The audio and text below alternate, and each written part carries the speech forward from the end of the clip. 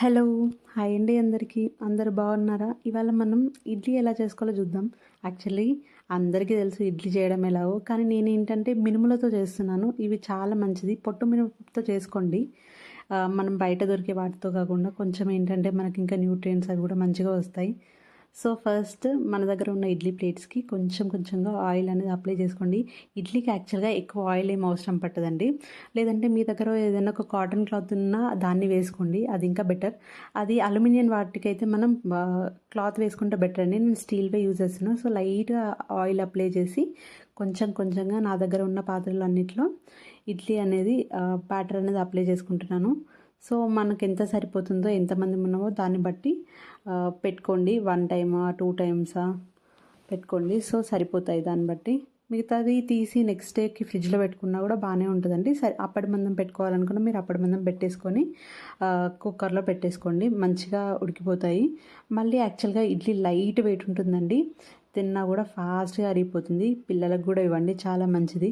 వాళ్ళకు కూడా fast digestion అయితే యాక్చువల్గా ఆయిల్ ఏం ఎక్కువ ఉండదు కాబట్టి డైజెషన్ ఇష్యూస్ కానీ ఏది కానీ ఏమి ఉండవు, మంచిగా ఉంటుంది. డైలీ మార్నింగ్ ఇడ్లీ తీసుకుంటే చాలా మంచిదండి. ఇడ్లీ పక్కకు పెట్టేసుకోండి. ఆ తర్వాత ఒక ప్యాన్ తీసుకొని మీ దగ్గర పల్లీలు ఉంటాయి కదండి, ఆ పల్లీలను ఇట్లా వేయించుకోండి. పల్లీలు పచ్చిగా వేస్తే బాగోవండి, కొంచెం మంచిగా వేయించుకోవాలి. వేయించుకున్న తర్వాత అన్నీ తీసి పక్కకు పెట్టుకోవాలి. నేను డైరెక్ట్ ఇందులోనే వేసేసుకున్నానండి. కొంచెం చల్లారాక నేను ఇందులోనే కొంచెం జీలకర్ర యాడ్ చేస్తున్నాను, డైజెషన్కి అన్నిటికీ మంచిగా ఉంటుంది. తర్వాత వెల్లిపాయలు వేయాలండి. తర్వాత కొంచెం కరివేపాకు, మంచి టేస్ట్ వస్తుంది, మంచి హెల్త్ కూడా చాలా మంచిదండి. డైరెక్ట్ తినలేము కదా మనం కొంచెం, అందుకని నా దగ్గర 2 పచ్చిమిర్చి ఉన్నాయి, అవి వేస్తున్నాను. 2 సరిపోతాయండి, మీ కారం తగ్గట్టు వేసుకోండి.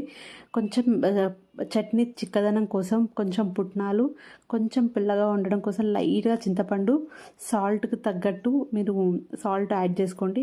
ఆతతో మిక్స్ చేసుకోండి. ఫస్ట్ వాటర్ యాడ్ చేయకుండానే మిక్సీ పట్టుకోండి, మంచిగా మిక్స్ అవుతాయి.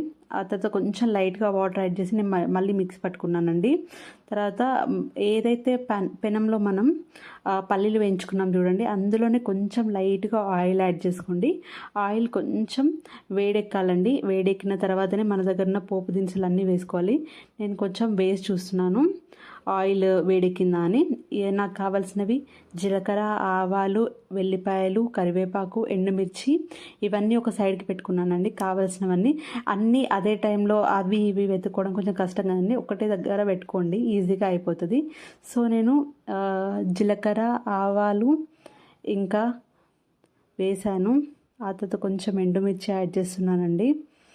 ఇవి కొంచెం లైట్గా యాడ్ చేశాక వెల్లిపాయలు కూడా యాడ్ చేశాను.